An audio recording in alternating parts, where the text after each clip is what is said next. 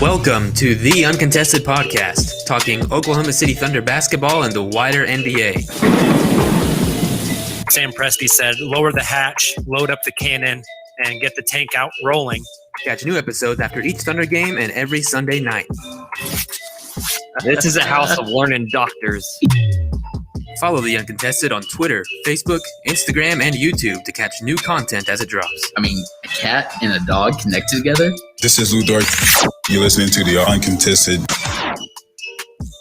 What is up? Welcome to the Uncontested Podcast. We are live, YouTube, Twitter, and Facebook.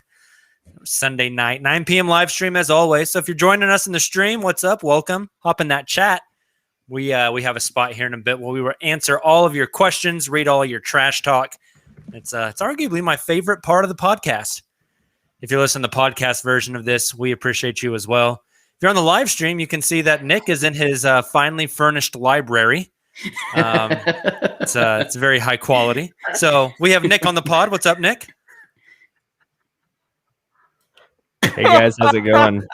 I'm trying to figure out what to do with my hands. This is my first ever podcast in 4 years where I'm not holding a microphone, and so Kami and I are talking back and forth on what I should do with my hands. He was doing just fine until Kamiar said something in our chat, and then you saw him. I just noticed this man had his hand like the thinker under his chin, and he migrated up. Whenever you're cheating on a test and your teacher catches you and you're deep thinking, you weren't looking off the guy next to you. 100%. That's me. We've got Kamiar on the pod. Hey man, well, all this time trying to get Nick's audio setup let me eat all my grapes. So that was a positive. We've also got Taylor Peterson along for the ride. Man, it was a pretty fun day weekend watching sports and just seeing fans in the arena. It just made me really happy. And then I'm a golf guy. I know it's very wide of me, but I love golf and I enjoy watching golf. And seeing just the huge crowd following Phil today was really cool. Also, it's just awesome to have spectators back in sports. Feel the deal. Very good. We do not have Justin tonight. It is his son's 5th birthday. Is it number 5? Celebration. Yeah, I think birthday was last weekend, and then in-laws are in town. Justin tried to get him Pokemon cards and got shot in a Target parking lot. So rip Justin. Thoughts and prayers. 50th birthday. No, his son is super into Pokemon, and I was like, "Oh, Justin, you can't go get those Pokemon cards; you'll get beat up." So, and then I'm your host, Jacob Niffen. We are part of the Blue Wire Podcast Network. We, for the first time, gentlemen, are not breaking down a Thunder game or Thunder games. This season is over. The stress is done. The tank has officially ran out of gas. It is now parked. Feels kind of good. The only thing we've watched for the past week now is high-quality basketball. It's nice, man. I don't have to worry about, if the Thunder are going to lose by 20 or 40, and if they'll actually worry about if they'll actually be winning anymore. So I can just focus on the draft and look at all the mock drafts that come out every single day. So that's fun. You know what's kind of funny?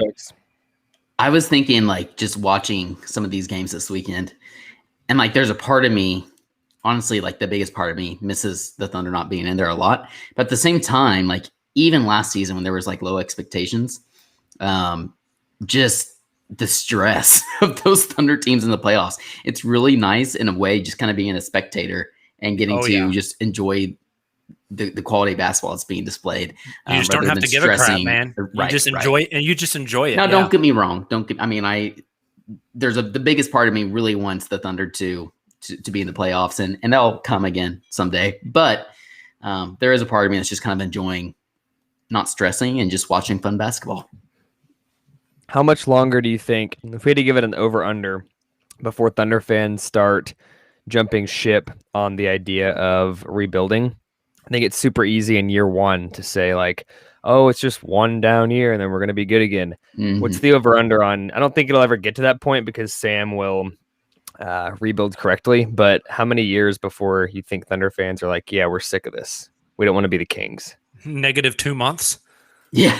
I was Well, gonna say we it's did like see it late in the season, but like I'm Mhm. talking more holistically, like where Thunder Twitter is like a wasteland.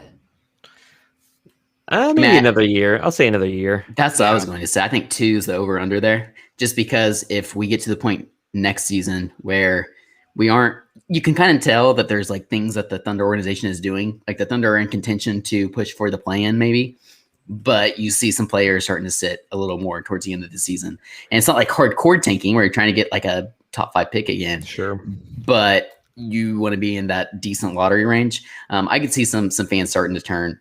Reason there. I ask, if Oklahoma City ends up with pick 7 and 18, I think Yeah. things start hitting the fan a little early.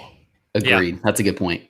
Yeah, no, that's definitely fair and interesting. And I think that's why the draft lottery is probably the most important date on the calendar for the Thunder. Obviously, Sam Presti talked a lot about that, though, right? You can't Mhm. stress about what you can't control. You can't control where the ping pong balls land. You can only control what you do once you get those results. So that will be very interesting to see what happens there. But I don't know.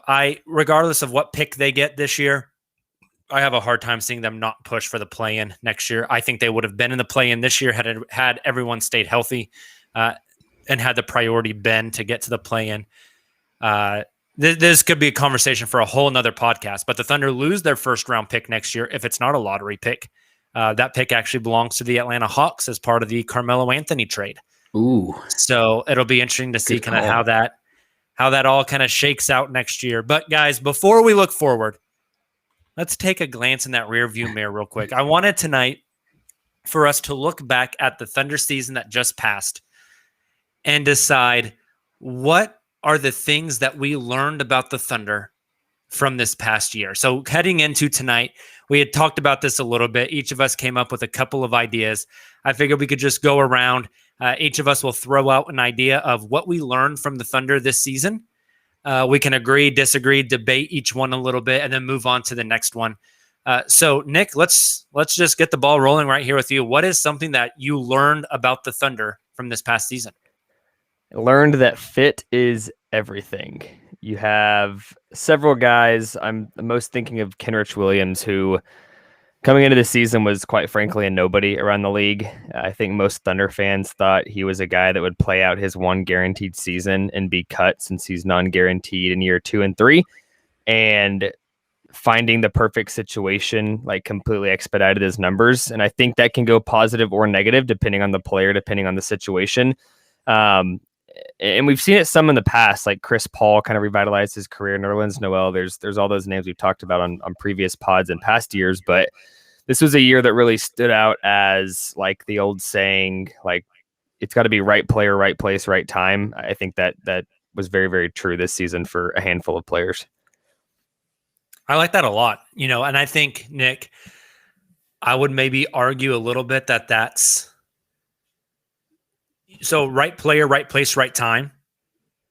You create the right place, right time by building your culture the right way, right? It's like, what is that? That people say that luck is just being prepared when the right opportunity arises. And I feel like that kind of applies here as well. It's not luck that Kenrich Williams turned out to be a good player. It's not luck that Isaiah Roby progressed. It's not luck that Lou Dort went from undrafted to starting in the NBA and defending the best players on every team. I think a lot of that is those guys' mental makeup and collected with the Thunder's culture and ideals of growth and development, right? And think about this too. Another name that I thought about is Teo. If Oklahoma City ends up not making the Al Horford trade and he gets picked 34, hypothetically, if the Sixers ended up doing the same pick, he probably doesn't see the floor very much at all, if any, this season. You probably don't know his name. You probably think, we look at him as a second round steal. You look at the numbers. I mean, he led the Thunder in so many categories, mainly because he played the most minutes on the team this season. But yeah, he goes to a different situation and his whole career may take a different trajectory. I learned that confidence is absolutely everything to every NBA player ever, and it's not linear. It's peaks and valleys. Like you would see Poku just have unbelievable play just with the amount of confidence, especially late in the season. Like hell, Boston in the very last game of the season, huge. But then there were the other times you'd see me be kind of hesitant. And same thing with Teo. I really like it when Teo is just taking it to the bricks and just ready to go, like full throttle ahead. But there are times where he's really, really hesitant, or maybe that's just a style of play he has. I can't really tell from him, but notably, confidence is everything. You see Mike Muscala loving OKC, and he's got the confidence just to fire away like 9 3-balls a game. And so I think that really changed his mindset for basketball too. So I'm really excited to see the steps they take physically next year, but with the gains they've made in their confidence from this year. I like both of those. And when both of you, Nick and Connie, were talking, I was looking for a specific quote from Presti's, I guess, end of season exit interview that he had. And he mentioned, he kind of hinted at this. He was asked about the qualities that he was looking for in prospects coming up. And he said he's looking and for draft prospects. And he mentions that the stage that the Thunder in, they aren't really looking for basketball fit rather than fit within the organization. And I think that just kind of goes to what Jacob was saying about building that culture first and finding guys that are going to fit into that culture. He mentioned when I was listening back on it, he spent a lot of time, that was just a specific quote, but he spent a lot of time talking about like bringing these guys in, seeing how they fit within the organization, learning more about their character even before just, drafting them based off the research they've done, the homework that they've done scouting. So I think that is really important. And it maybe kind of relates to some of the things that we've seen in terms of like Presti kind of changing the kind of prospects he's bringing into the team. We've always talked about the Presti mold, long athlete who can't really shoot, kind of transitioning now to a more versatile, do-it-all kind of player, almost positionless basketball. But a lot of that has to do with character as well. So I think that's a good point that both of you bring up. Definitely. Another thing on that one, Kamiar, on the confidence, I think back to what Presti said about Shai Gilgeous-Alexander and how he's a super confident and super optimistic kind of guy who brings up the rest of the guys on the team and gives them confidence. Nick, you were listening in on exit interviews as they were happening, including Presti's. What are your thoughts on that idea of confidence and specifically Shai's leadership and getting other guys up and ready to go and ready to play and feeling confident in themselves? Yeah, I think it's a big thing. We've seen it work negatively with guys like Terrence Ferguson, who, you lose your confidence and you're just no longer a player in the league. Like he's still out of the league. Presti, it's one of the things he does talk about is with several guys, the leadership in the locker room, off the floor, all that kind of stuff. Because we can see the bench and the sidelines during games. Obviously, Shai is a huge motivator. He's like the biggest cheerleader of all the guys on the team. But Presti indicated that even outside of that, there's a lot of stuff he does in the locker room. Same with Kenrich Williams. Dagnall's mentioned he's one of the most respected players. And it's hard to be a leader without confidence. I think it's kind of twofold: confidence on the floor and then confidence off the floor to be that leader and stand up and say the things that need to be said for things to get done. I like it. That's a good one, Kamiar. The idea of confidence. Hopefully they all come back very confident. I think that's probably one of the anti-tanker arguments is, they won't have confidence because they got their ass beat by 30 points every game to end the season, So it's going to be interesting to see kind of how the team comes back and how they respond with that. Taylor, what's one thing that you learned? Well, really quick, season? Silver in the chat mentioned Poku in terms of confidence, and that made me think of yet another quote from exit interviews, which was Al Horford talking about the first time he saw Poku was during a preseason practice or whatever. Poku's like hoisting half court like logo threes, just with like 100% seriousness and confidence. Now Horford was like, "Yeah, this kid, I like him." Oh, he said at first he thought, "What the hell is this kid doing?" God, I love Poku. The best. I actually have a Poku one, but there's one that I have here that I think I'll save because I was fearing one of you all will bring it up. The one I kind of wanted to dive in depth into. I have that Dort will be a top tier starter, or I say will be, is a top tier starter in this league maybe even a borderline all-star when the Thunder are back in contention. So just kind of when we talked about this, we were trying to decide if we wanted to spend tonight talking about like the favorite highlights of the season, the favorite moments from the season, or if we wanted to talk about some themes that we learned. So I kind of like use this one to do a little bit of both, going back some of the stats that I saved throughout the season, specifically for Lou. He was the sixth player in OKC history to score 40 plus in a game. KD was the only other OKC player to score more points before turning 22. So that's Russ, KD, Harden, Shea, and I think there was one other. Youngest player in franchise history with 40 points plus 4 steals. Only, this is the fun one, the fifth undrafted player in the last 30 years to score 40 plus points. The seventh OKC player to score 20 or more in a quarter. And all these were back-to-back games. For the season, he averaged 14 points per game compared to 6.9. He had a better field goal efficiency rating. His three-point percent average went up quite a bit. And then I thought that, again, another comment from Presti in his extra interview I thought was really kind of interesting. He talked about how Lou went from guarding the team's best player, and this was when he was asked about Shea being out, but how Lou went from guarding the team's best player to being guarded by the other team's best defender. And I think there's lots to be said about that. Lou's confidence on both ends of the floor and him being able to take that leap on the offensive end while still guarding the other team's best player, I think is really important. So Lou Dort's growth, I think, is a little bit underrated this season. And I think when we're looking at the Thunder, making their quote unquote arrival into the playoffs again, I think Lou Dort's going to have a very big role in that. I've got a question for you, Taylor. I wonder if you agree or disagree. I just put out a story on this, and I think you'll agree. Taking all the things into consideration that you normally would for your standard league MVP. So you got to play a lot of games. You got to perform well on both ends. You got to impact winning. Lou Dort had to have been the Thunder's MVP this year across the board. That's Do you agree? Interesting. I think yeah.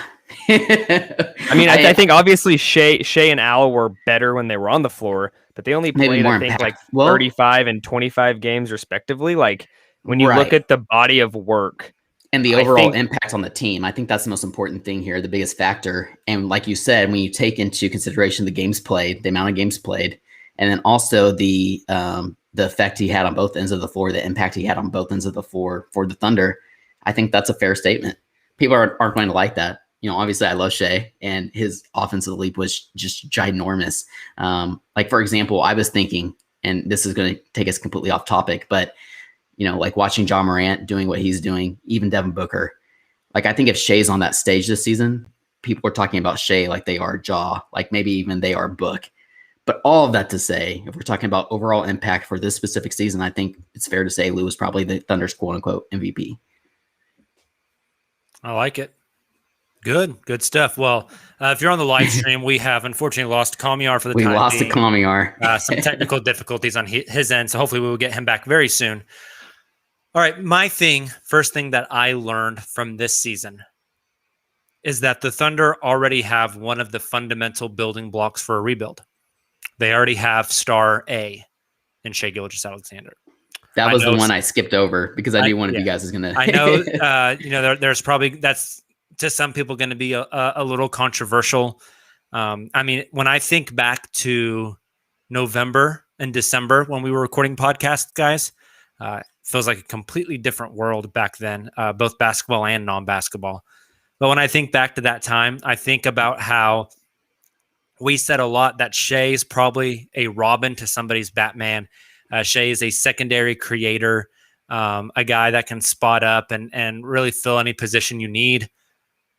And I feel like this season really changed that narrative to where now we look at Shai less about, oh, he's definitely somebody's Robin. He still needs a Batman. I think he can be on even footing with some of the best players in the league. I think it's more like the Avengers, right? Like we always talk about Batman and Robin. Yeah. It's more like the Avengers, like in this day and age of the NBA. All kind of have like even responsibility. Right. Yeah. I mean, my way too early next season prediction is Shai Gilgeous-Alexander is on the All-Star team. I don't know. I just think that not like, oh, this is a good kind of role player to have. Like, I think Shai is going to be a perennial all-star kind of guy who can help your team make deep playoff runs and maybe eventually win a title. I agree with that. Some of the most wild stats, again, just like going through old stats that I have said throughout the season. We talk about, Jacob, you mentioned this on one of our previous podcasts over the past week about Shea's unassisted 3-point attempts that he's been taking. That's one example. The other example I think of that growth is his drives. So since the 2013-14 season, when NBA Advanced Stats began tracking drives, only 2 other games saw players topping 40 drives in a single game. In fact, there have been only 15 instances of a player driving 30 times or more in a game this season. Shea alone accounted for 9 of those games. Yep. And granted, this was back like late February. The guy lives in the paint, man. A couple more games after that, but it's just absolutely wild. And I mean, I'm trying to remember where I got this. Oh, 538. That was the article that was the site that put this out. There's a lot of other really fun stats in terms of his drives per games.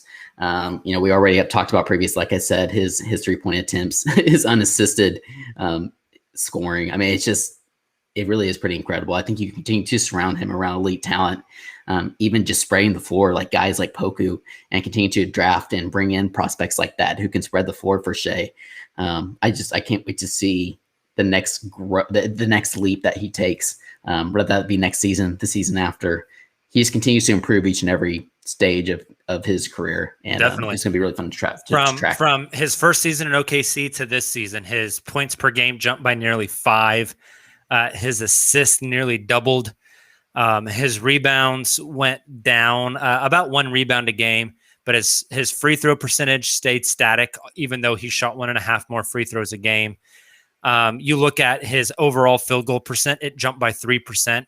His 3-point percentage jumped by 7% on 1.5 more threes attempted a game. His 3-point percentage, 42% on 5 attempts a game. And like Taylor mentioned, almost all of those unassisted. 2-point percentage, 55%.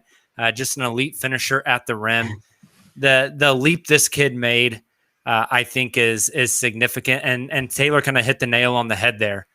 What does he look like when he's sharing the court with guys that also have star potential? And no offense to these guys, but not with Moses Brown and Isaiah Roby and Teo and a first-year 19-year-old Teo Maladone, right? What does he look like when he has a top 5 pick next to him? When he has a veteran knockdown shooter next to him? Those assist numbers only go up. His drives to the paint only become more impactful. I think we're seeing a rise from a kid who has no plans in slowing down. I expect next year for Shea to be better than he was this year. Was it Brett who did the article on The Athletic? I think it was Brett Dawson when he was writing for the Thunder beat for The Athletic, when he was talking about the different leaps that Shea's made each year, not even just through his NBA career, but just his basketball career in general. Yeah, like from college and high school. School to college, college, prep school. Talked about that too. In the last eggs, he said that every time Shea gets a little bit of time off, makes some sort of huge leap, whether that's the bubble or off seasons or between, college to pro, whatever it might be. And that's something that they said that they have noticed about him almost more than anything. Nick, what do you think this offseason, if Shea could go into the lab and work on one thing and come back next season significantly better in one area of his game, what do you think that area needs to be to really vault him up into the upper echelons of stardom? Perimeter defense. If he can become a defender, that's a good one. I don't know if you can be Lou Dort level, because there's not a lot of guys in the league that are Lou Dort level, but if he can become a really, really, really good defender, I mean, shoot, you've got to solidify him as an all-star because he's doing things on both ends of the floor. He's got all the tools, right? He really does. Just OKC chatter in the chat says Shea in the lab working more than Walter White. I love it. Kamiar, welcome back. Hey, back from the abyss. It's me. Nick, next up, what is another thing that you learned from the Thunder season this year? So I learned this from the Thunder, but it's also more league-wide, and it's that the big man is back. Like we've seen the top 2 MVP candidates this year be big men. There's been a bunch of big men around the league impacting games. Rudy Gobert is awesome. We see DeAndre Ayton today. We see Ayton today. We see Jonas Valanciunas kind of solidify the Memphis Grizzlies in the play-in tournament with some outstanding performances. Like I think coming into last season, I was out on a big man. I'm like, you can just have a guy that plays small ball 5 and then a solid backup. After seeing some of these teams have success with bigs, I think you guys all know I'm on record last season talking about, and Jacob as well. I wasn't as Debbie Downer as him on drafting a big man in the top 3 when it came to James Wiseman. But I think that after this season, I am much more excited for the possibility of Evan Mobley in OKC than I would have been this time last year, especially considering Moses Brown's not starting caliber. Tony Bradley's not starting caliber and may not be on the team. Mike Muscala's contract's out. Al Horford's going to be traded. Like this, getting a big man is going to be absolutely crucial for Oklahoma City to make that jump back into, like we talked about, getting into a play-in tournament next season. Like if they don't have a true big, like they're not going to be able to. Interesting. So this season has changed your tune on, let's say that on lottery night, cross our fingers, the Thunder get announced having the number 2 pick. Are you team Evan Mobley? 100%. There's no other option. I like it. I bet option. Comier has something to say about that. Yeah, I'm good. It is interesting the shift back to big men that we have seen after the pendulum swung so far the other way. So it's going to be interesting to see where that eventually lands. Is this a flash in the pan, or is this a swing back in the other direction where we're going to see more? Now, I think there are different types of big men, right? I think it's more playmaking, versatile, rim protecting, can shoot threes type of big men, but it's still an interesting theme nonetheless. I like it. Kamiar, what's something else that you've learned from the Thunder this season? I've learned that their play style under Coach Daignault is relatively the same, whether or not who is on or off the floor. In that sort of familiarity with the system really, really helps the bench unit, particularly against, like you saw several times throughout the year when the bench would spark these comebacks and their wins that we now regret for draft picks, but that they still play the same. So Teo Maladone can go play with Shea, but also go play with dudes like Lou and Hami at some time, and now with Svi at other times, and still have a relatively decent impact on the entire game because they're not going one offense with like Russ, which is a pick and roll, to something completely different when the second lineup is on the floor. So actually, that's super similar to mine. That's kind of like one bullet point of mine. Mark Daignault's a perfect coach for the rebuild. And one of the bullet points I had here was that the schemes and player relationships, kind of to your point, Kamiar, it didn't really matter who was on the floor. The Thunder players were going to play almost the same exact way.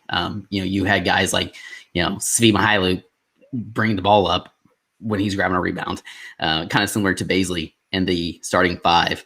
Obviously, Poku, we kind of saw his development there as well. And one thing I Daignault continuously preached about and talked about, and Presley kind of hinted at this as well throughout the season, was positionless basketball. And having guys who can bring the ball down the floor and push the ball in transition and play at a fast pace, can shoot from outside, open up the floor for guys like Shea, like even like Lou. And so that's something I had as well. Something else. Hey, Taylor, yep. Can we pause real quick? Yep. I find the wording interesting. I don't know if it was on purpose or on accident. You said Daignault's the perfect coach for the rebuild. Yeah, no, that was intentional. Okay. So what are your thoughts on him longer term? No, that's right. I like him. No more than 5 years. That's right, Taylor. That's right, Nick. You guys never a presidential term. I mean, at that point, you just do what everybody else does and bring in Doc Rivers. Get out of here. I'm here for Mark Jackson. I don't know about you guys. Mark Jackson. God, Mark Jackson on the Suns call today pissed me off, man. Jeff Van Gundy. I called him Mark Jackass. That's his new name to me. I'm interested in this now. So you mentioned that Daignault has a system in place that is consistent regardless who is on the floor.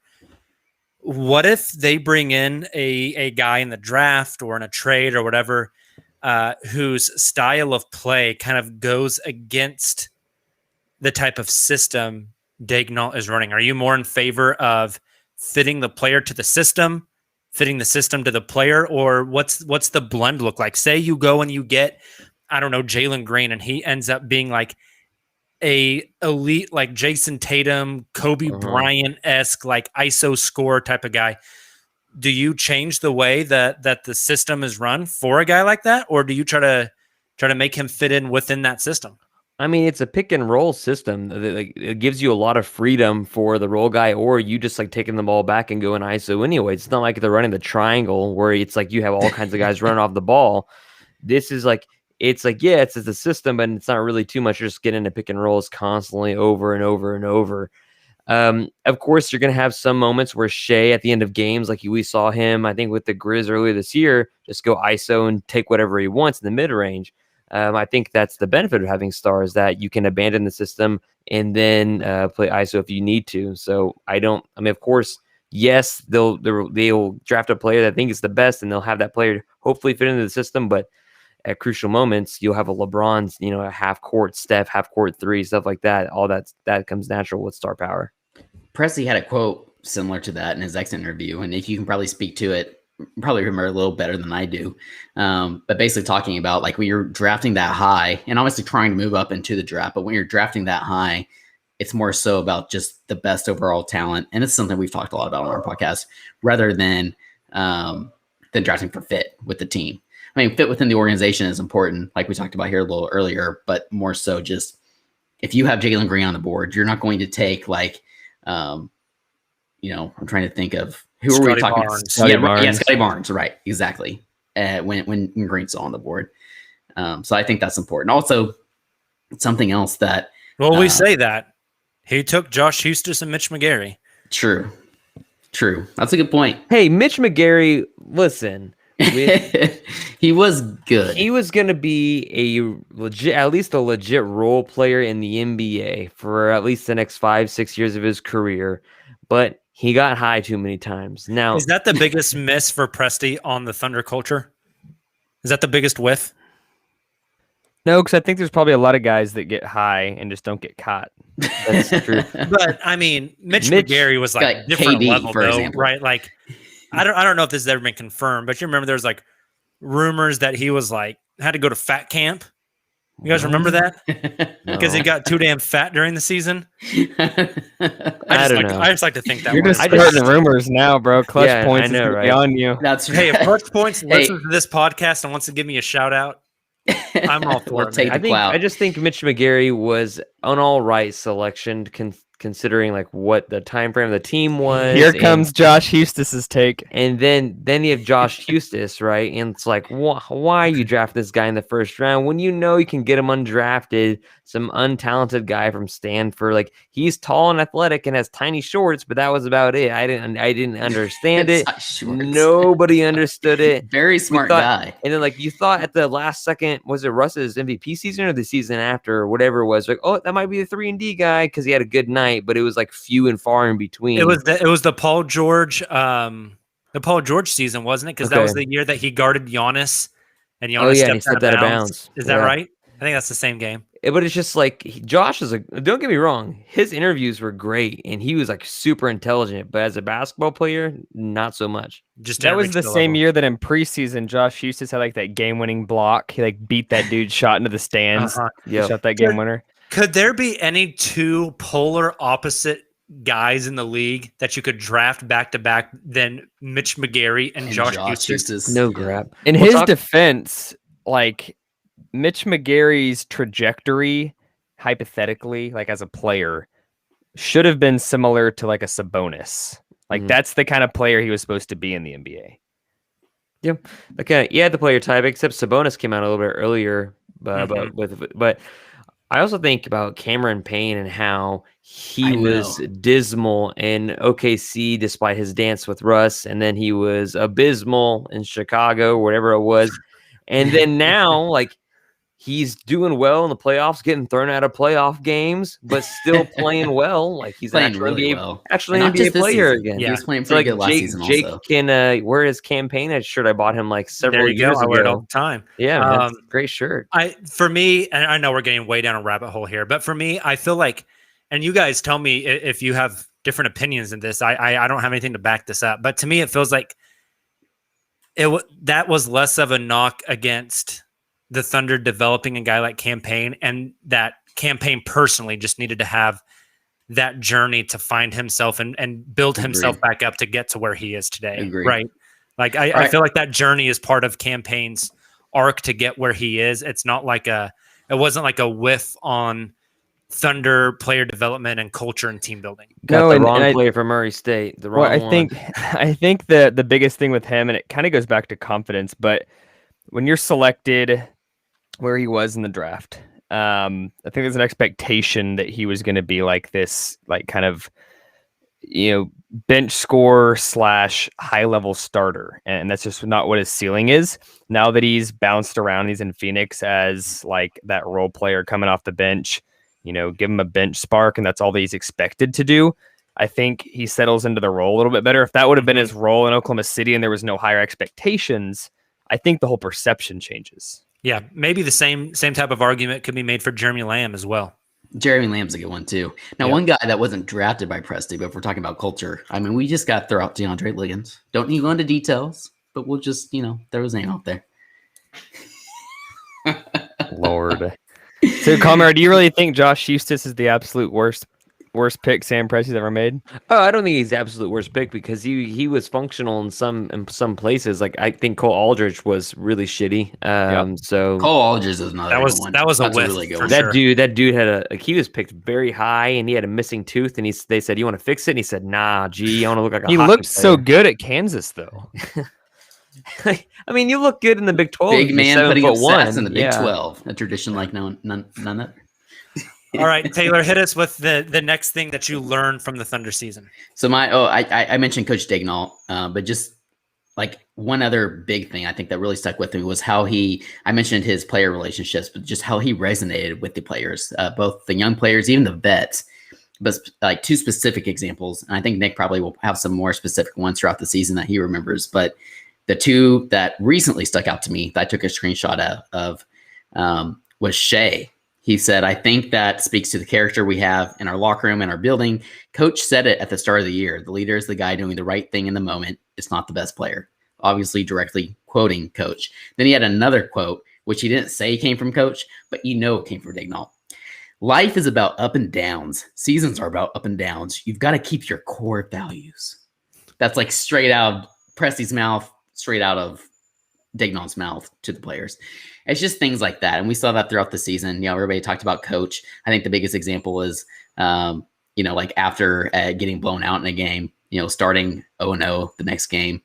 So I think Daigneault's impact on the players is one that really stuck out to me and something that I'm interested to continue to watch moving forward. Kind of like Nick mentioned, is he the right player for the playoffs? The right coach for the playoffs? Like, we'll see. But I'm really impressed with Daigneault in his first season. I'm really curious to continue to watch him grow with this team. Yeah, I think they're taking the same approach with the coach as they are with players, right?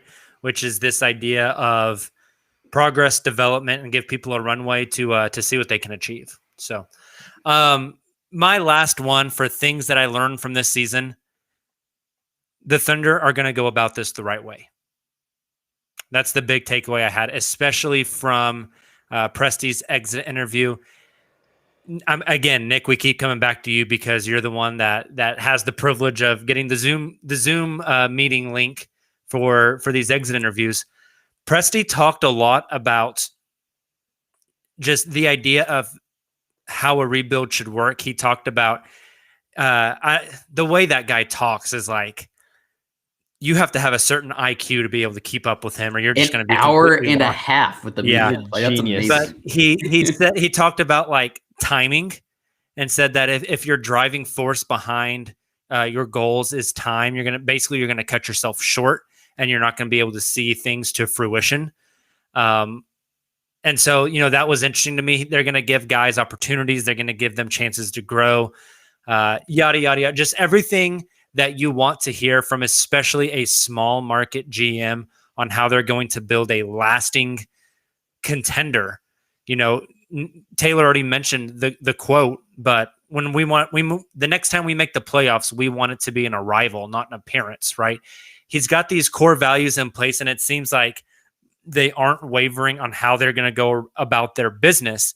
Now, that's what he says publicly. We'll see what happens with this lottery and the What do you think draft. his text messages look like? Oh, God. Do you think they're like really casual, like every one of us, or do you think they're like actually you have to break out a legit thesaurus? And He's email only. Texts are too casual. Probably. oh, that's weird. That's gross. It's probably But just his wife. Like, fits the Sam, you've hairstyle. slept at the office for 3 straight nights. Are you coming home? But he's so articulate and calculated. It's incredible. Yeah. I know I'm biased, but I mean, I can't imagine having a better general manager for a rebuild of a small market. I think he's going to go about it the exact right way you want him to. And I think it's equally as important that he has a front office that does, or not a front office, but an ownership group that supports him and his decision making and lets him handle the basketball side of things. So basically, if you're listening and you didn't get to listen to Sam Presti, if you listened to Sam Presti but didn't understand him, what he was saying, because he had a very high measure of lexicon, he basically says this rebuild is going to take more than 1 year. You should be patient, or you'll end up like somebody like the Kings, the Kangs, maybe even the Hawks that we talked about this year. Maybe cutting your rebuild too short will cut your franchise's goals as long term, but who knows? Atlanta's a pretty enticing city, more than OKC is. The Kings, and Presti's the opposite of the Kings, but the Kings are literally the definition of, that meme of like the Flex Seal where it's like leaking out and they just slap it on. That's the Kings. Presti is the opposite. A band-aid on a gunshot wound. Nick, I need you to go to Meme Maker right now and make that meme. What's the so the Flex Seal guy is the Kings front office, and slapping the Flex Marvin Seal Bagley is shitty Vlade is draft not there pick anymore, but or shitty free agency signing. Yeah. yes. That's pretty spot on. Rudy Gay I like past it. his prime. Give him all the money. Giving I can't believe none of Rajon you guys Rondo mentioned Poku. $15 million a year. Slap. Yep. I love it. I can't believe none of you guys mentioned Poku. I won't dive into this one, but one that I had here was that Poku could be the second or third best player on this team by the time the Thunder are contending for championships again. Why are you selling my man short? Yeah, sell him long. like his Poku will body. be the best. What's he gonna do back home besides train to play basketball? It looks Besides like like being worshipped straight as he out the walks Soviet bloc. around Serbia. You guys see that? Those videos of him, like Yeah. he has like a mural. He literally is like if he stretches his arms out, he literally is the Iron Curtain. He didn't tell you about that in history books. I love it. Oh man, no, I have really high hopes for him. Any other big things that you guys learned from this season before we move on? It's gonna be a long ride. I have Yep. one more that's kind of hot take-ish. Are you gonna say it? We wait for the sounder. Or Yeah, you gonna say it? No, I'm not Yeah. gonna play the sound. I'm just Okay. waiting. It's For called dramatic effect. What is that? called building suspense. Guys. This is I Sunday. thought maybe he I'm froze. ready. Like, call me It's already. Sunday at This- 10. I'm ready to go. This goes against a lot of stuff I've said this season. I still stand by what I've said this season as far as the draft is concerned. But this season has taught me that you don't necessarily have to strike gold with the number pick you have in order to get a franchise-changing player. Shai Gilgeous-Alexander at number 12 being the chief example. But, I mean, we look at what Devin Booker did this year and what he did today against the Lakers in the playoffs at pick 13. Now, don't get me wrong. The odds still heavily favor. You need a top 5 pick to get a franchise-changing player. But you already have Shea, which I think can be a franchise-changing player. What if Poku becomes maybe not a franchise-changing player, but what's a little bit less than a change? An alter? a tweak, A catalyst. a catalyst. Borderline all-star. You, if the Thunder miss out on a top 5 pick this year, am I going to be upset? Yes. But looking long term, it might not be like this catastrophic thing that I think a lot of us have made it out to be. Yep. I think it's more about fit of the man that they draft, fit of the organization, and the type of person that they draft that's going to determine the ceiling of the players they get via the draft. With that being said, God damn it, go get a top 5 pick. Or 2. Yes. Or 2. That's right. I'd love to dude. see But- the Houston Rockets fandom meltdown if they fell out of Dude, the top 4.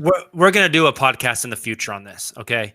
But if that Houston pick does not go to Houston and lands at 5 and conveys to OKC, Gosh. how bad does that screw over the Houston franchise? And It's at that fantastic. point, and at that point, how valuable do those future Houston picks become?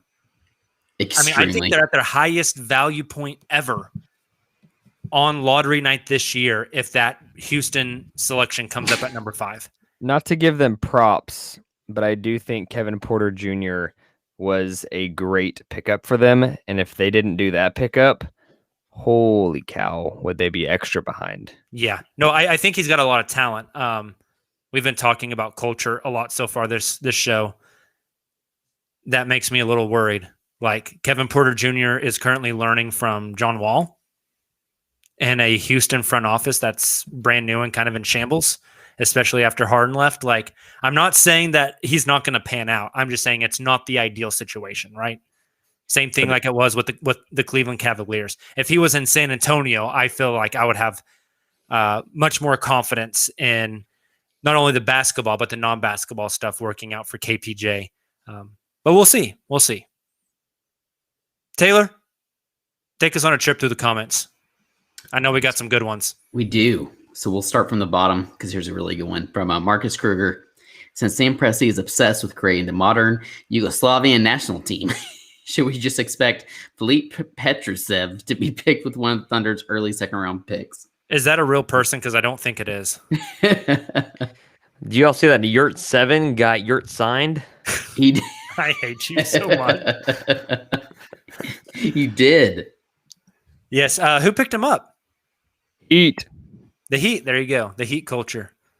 Filip Petrusev is a real person. He's Oh, 6'11", 235-pound, 21-year-old that plays for KK Mega Soccer Bet. He's all Plays those, for what? Say that again. Please say that again. KK Mega Soccer Bet.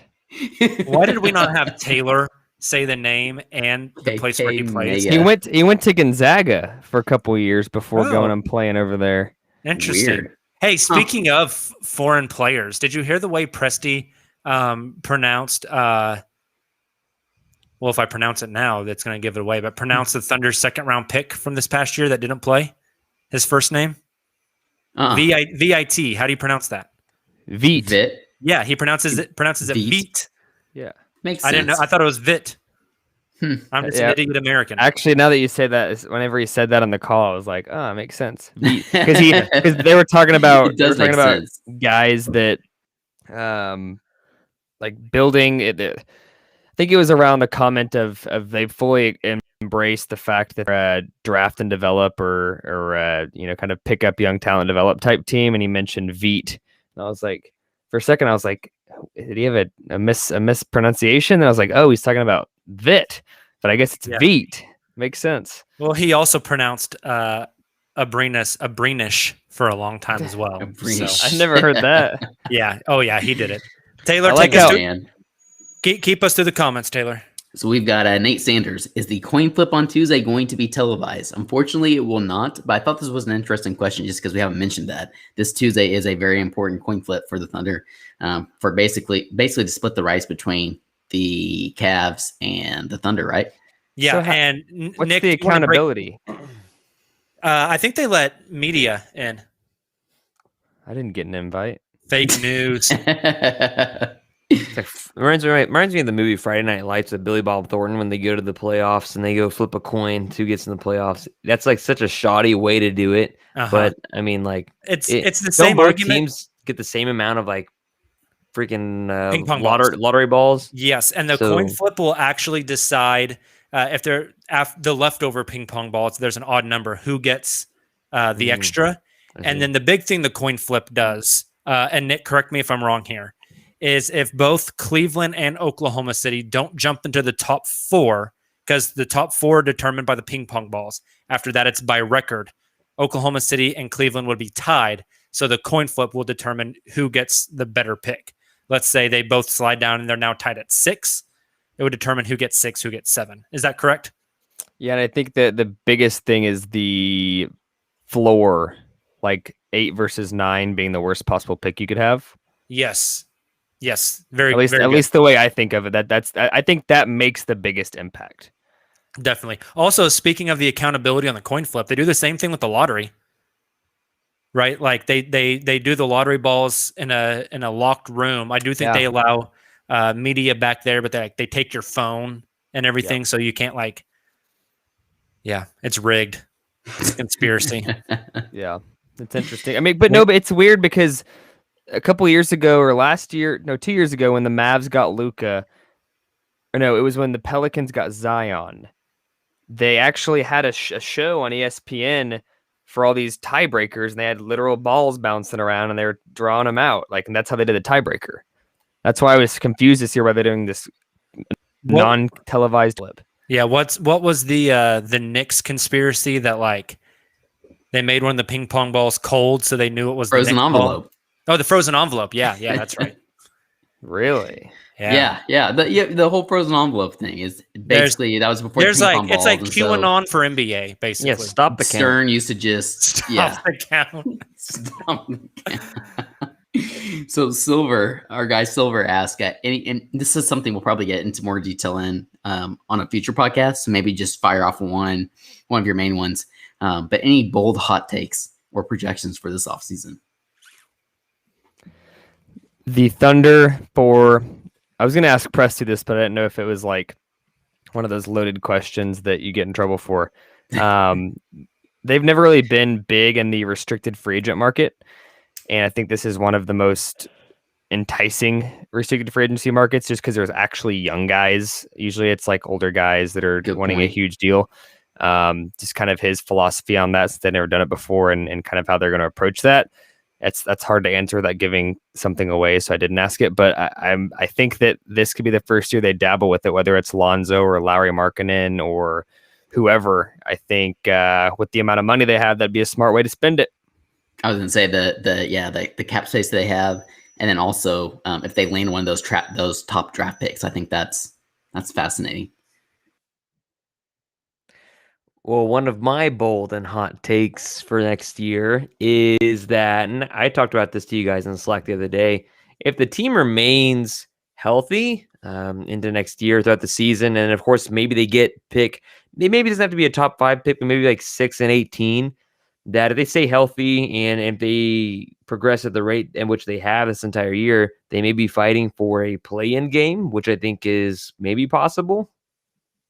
I think that's fair. I don't even think that's hot. I think that's kind of lukewarm. I like lukewarm things. Hey, that depends what it is. Popsicle, I'm out. Not soup. Yeah. Nick, I'll add on to yours. I do not think they'll be very active in restricted free agency just because that's kind of what history tells us. But I will dive down that rabbit hole with you, and I'll add to your hot take that they'll be active in restricted free agency. They're going to sign a guy with the last name Collins to an offer sheet. Interesting. Not John, though. That's spicy. Not John, though. Not John Collins. Spicy.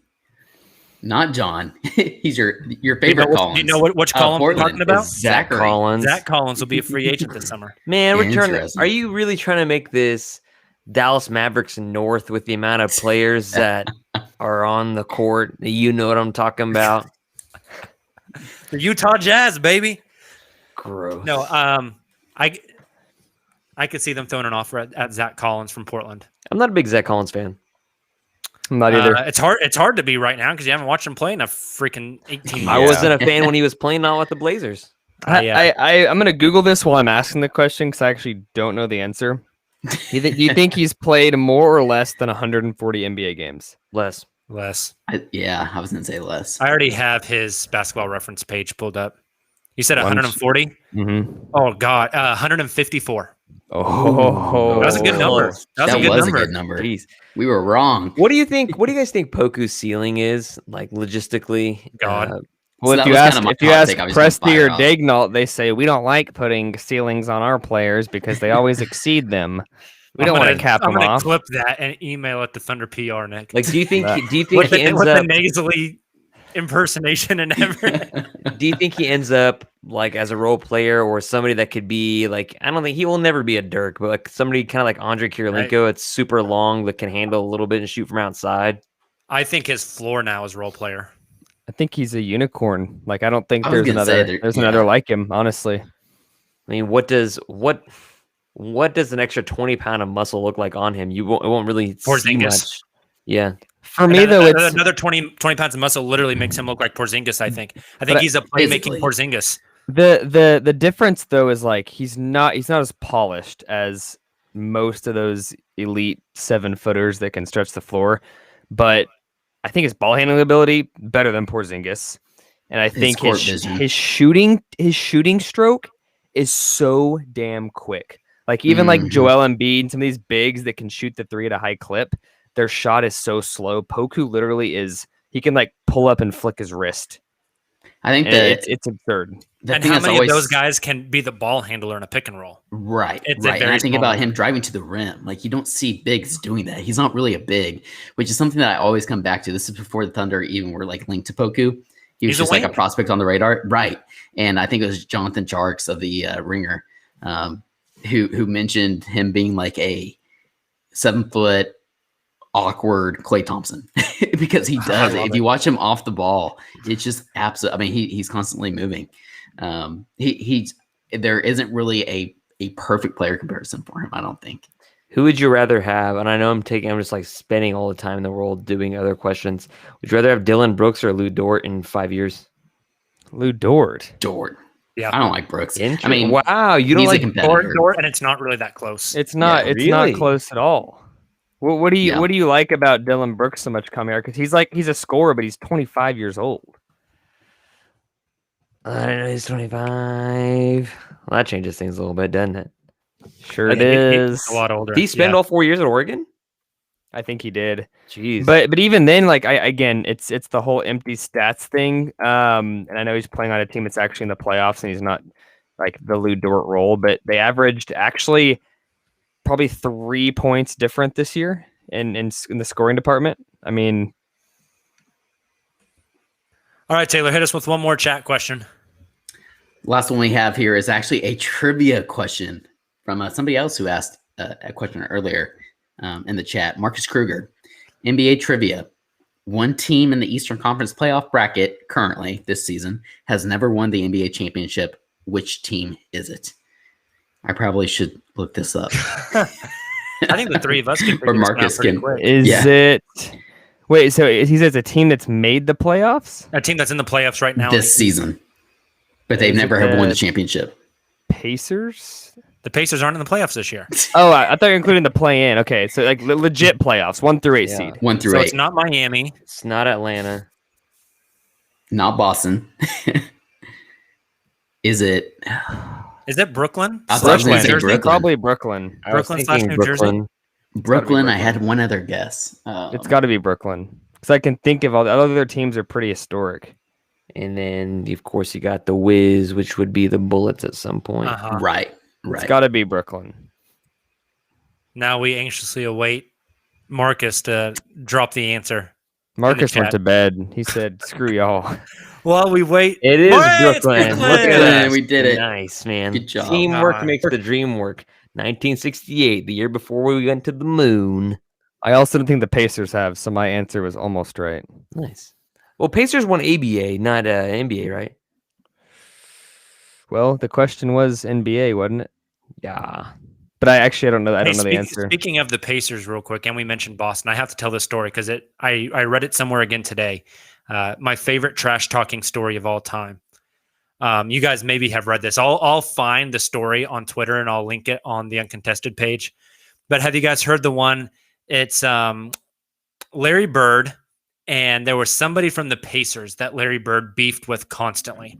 And this is in an era, obviously, before the internet. So in a print article in the local newspaper, they did an interview with Bird because the Celtics and Indiana were supposed to play a Christmas Day game against each other. And whoever this guy was on Indiana, I can't remember his name now. Larry Bird said, I'm bringing him a Christmas gift for our Christmas Day game. And in the middle of the game, Larry Bird was on the court. The guy that he had beef with was on the bench. Bird caught a pass at the corner for the 3-point line right in front of the Indiana bench, pulled up for three as soon as it came off of his hands. Didn't even wait for the ball to go in. He just turned around, looked at the Indiana bench and said, "Merry fucking Christmas," as the ball splashed through the hoop as he ran back down. He's on a goat.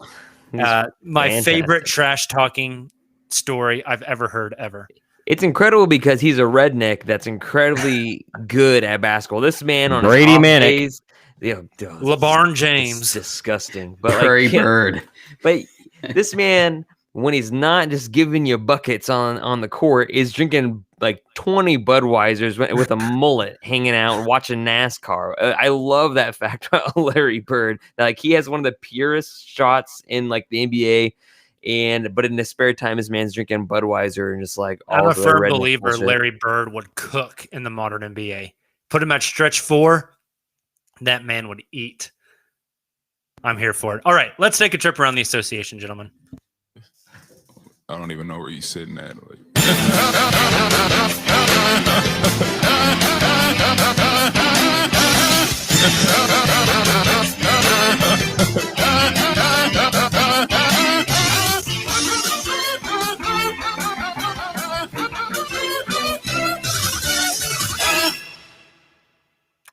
Gentlemen, as we mentioned at the top of the show, playoffs are live.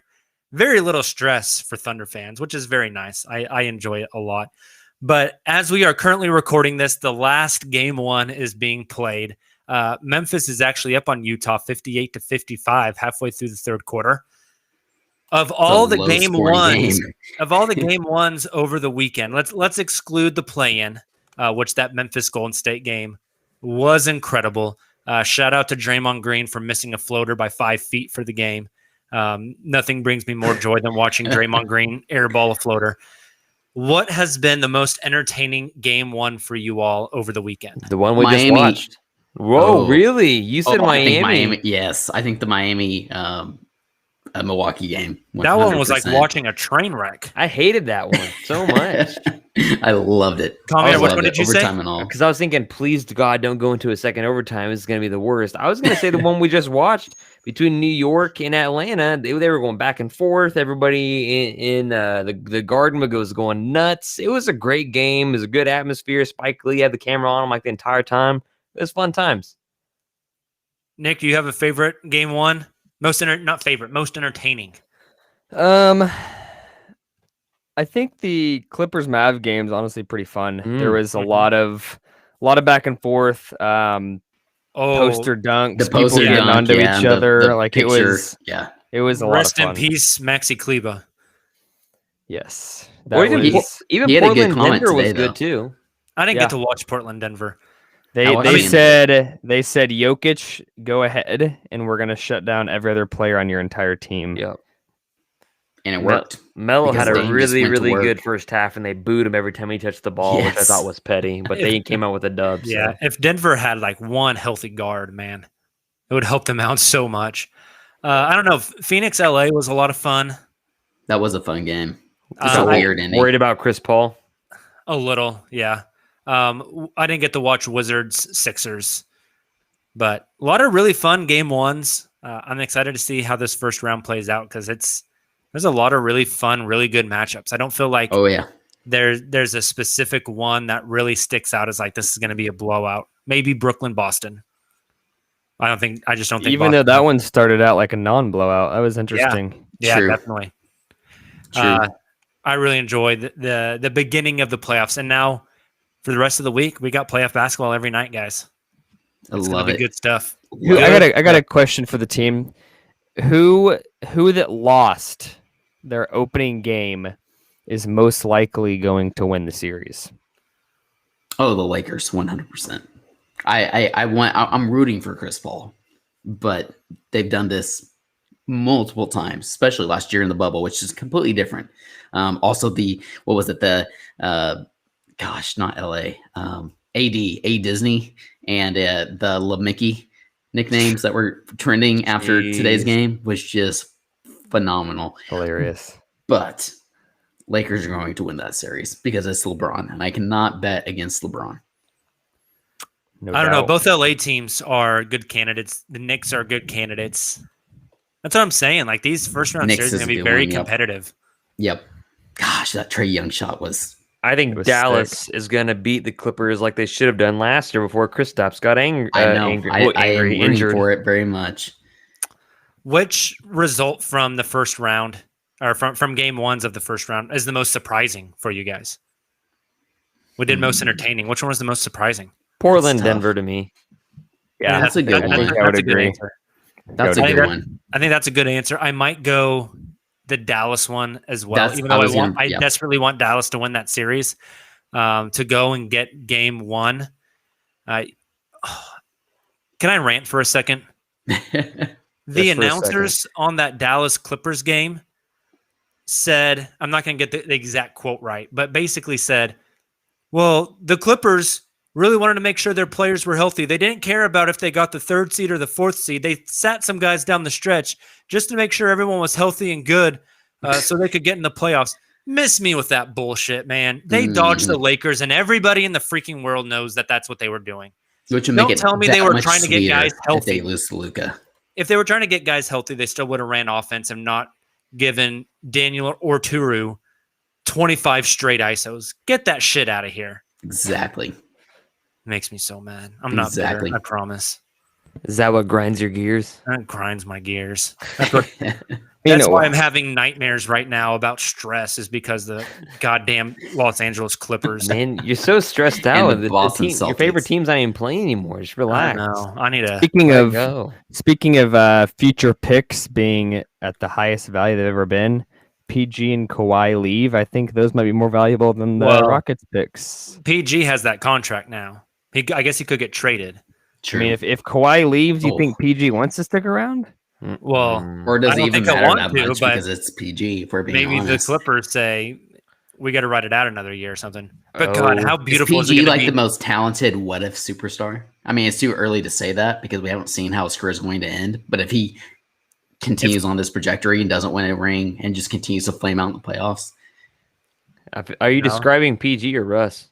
that hurts. or Jesus. I'm gonna CP3 clip also, that too. Hey, you But- got to be honest here. Yeah. Like, or CP3 also. Very I mean, fair. I wish Russ delivered in the playoffs, though. That's one thing. PG, he's got Pandemic P and Way Off P nicknames for reasons. Again, that's a little too early of a take because PG's. I know he's going to come out in game 2 and just scorch the earth, and they're going to get the dub. But Kawhi the leaves- series. If they lose this series and Kawhi leaves for Miami, It's hilarious. Chef's kiss for us Love it. Thunder fans because we All right. get those picks. we're gonna do rapid fire round here to close us out, guys, because we never I'm not ready. officially made playoff predictions. We're gonna make playoff predictions now, one game into each series, because F it, we're gonna do it live. Let's start in the East. Philly, Washington. Who wins and how many games? Philly in 6. Philly 5. I was going to say Philly 5. All right, I will go Philly Wizards gonna look 5 good. as well. Knicks, Atlanta. Atlanta currently has a 1-0 lead. Hawks in 7. Knicks in 7. Knicks in 7. Knicks in 6. Ooh, that's fun. Milwaukee, Miami. Milwaukee in 7. Bucks in 6. Bucks in 7. Bucks in 5. Oh, They're there you winning go. 4 blood. straight. No Put it in my way. blood. No way. Jesus. You're full of it. Let's put something on that, partner. What? No, I said Bucks in 5. They're already up 1. That just means they got to win 3 out of the next 4. No way. No way. Let's bet a pizza. Down. Okay. Better not be that Little Caesars bull crap. $4 box. I don't want a hot and ready that's been out all day. Hot and been ready. It's the new slogan. You want to talk about shit that's lukewarm? They came out with a damn crustless pizza. Like, who wants pizza that doesn't have crust? Oh, apparently They all we had just to do ran was out talk of about crust. pizza to get Nick triggered. Brooklyn, Boston. Brooklyn and Sweep. 5. You guys both going 5. I'm going sweep. Boston sucks. They lost to Oklahoma City and Cleveland. Yep, they did. Phoenix, Lakers. Lakers and 7. I got back to what I said earlier. Lakers in 6. Oh, God. You got to win 4 out of the next 5. Phoenix in 7. Phoenix in 6. No. Taylor, you said Lakers in 6? Or did you say Lakers in 7? 7. Me and you are going to bet too. The next time we go out to watch a game for the second round, you got Lakers, I got Phoenix. I'll Whoever buy you loses waffle buys. champion, or you'll buy Yeah. me waffle champion. There You we buy go. the- I'm into it. I'm Boom. into it. Denver, Portland. Ooh, this is a fun one. This is the most challenging one for me. It is the most challenging one. Give me. I've been very like by the book. I feel like for all these, none of my takes have been hot. So let's go Portland and 6. Denver in 6. Do it, Comiar. Do it. I can see it in your eye. Do it. Portland in 7. 7. Okay. 7. You thought you were gonna go 5. No, not I'm that gonna confident. I don't go- like that either. I'm going to go Denver. Denver 6. Denver 6. Okay, I could see that. Clippers, Dallas. Oh, this is a same. This This is a equally really bad difficult. heart head one. Dallas in Like- 6, please God. Oh God, I love it. I know. Put it straight in my veins. I say Clippers and 7, but I don't think that second round is going to be generous to them. Clippers in 6 because Porzingis can't stay healthy. I'm going Dallas 7. Dallas 7. Dallas 7. Oh, Utah, Memphis, which is currently the Grizz are up 8 in the later stages of the third quarter. Utah 5. I was going to Utah 5. Utah on 5. Nick is taking a sweep for the Grizzlies. for the Grizzlies. I'm not even gonna talk. Give me Utah on 6. Grizzlies will get tonight. Grizzlies I think will I'll get take. one I more. think I'll take Utah 6 as well. The Donovan Mitchell stuff is mildly concerning. It is. Mildly is a good way to put it. Like I think he'll play game 2, but He won't be 100%. Yeah. awesome. I love it. I got 2 bets on the line here. I really need to. Both Like, of Hey, them, I'm dude. gonna set the guideline here. I want Hall's Pizza Kitchen next time I'm in town. All I right, haven't even heard of Halls. touche. We'll make it happen. You went Alfredo's Pizza Cafe or Pizza by Alfredo? CC's. Oh God, it's been a long. I've eaten Welcome that to pizza. CC's. Get some chocolate pizza. God, that chocolate pizza. I've been was so I've been good, a dude. handful of times in the past 6 months. God, if you eat at CC's, you don't need the COVID vaccine. Hey guys, thank you so much for checking out our podcast. If you joined the live stream, we appreciate you. Thanks so much for hopping in and chatting along. If you listen to the podcast version of this, thanks. Go drop a 5-star rating while you're at it. It would mean a ton to us. We're gonna have locker room shows, locker room hangouts, both Monday, Wednesday, and Friday. I said both and then listed 3 things because I don't understand the English language. Monday, Wednesday, Friday for locker room. Wednesday night will be player grades, power forwards. Also, Tuesday, probably going to be dropping a little special podcast episode, so be on the lookout for that as well. Enjoy the playoffs. We'll be back. Nick will be with you Monday night on Locker Room, just hanging out, talking, doing whatever. Late night. Late night. Oh, that sounds kind of erotic. I'm into it. Nick after dark. Uncontested after dark. Uncontested After Dark on Locker Room. So make sure you go download the Locker Room app. We'll talk with you Monday night. Then join us on Locker Room Wednesday as we grade the power forwards of the Oklahoma City Thunder for this past season. We will talk to you soon. And as always, Thunder up.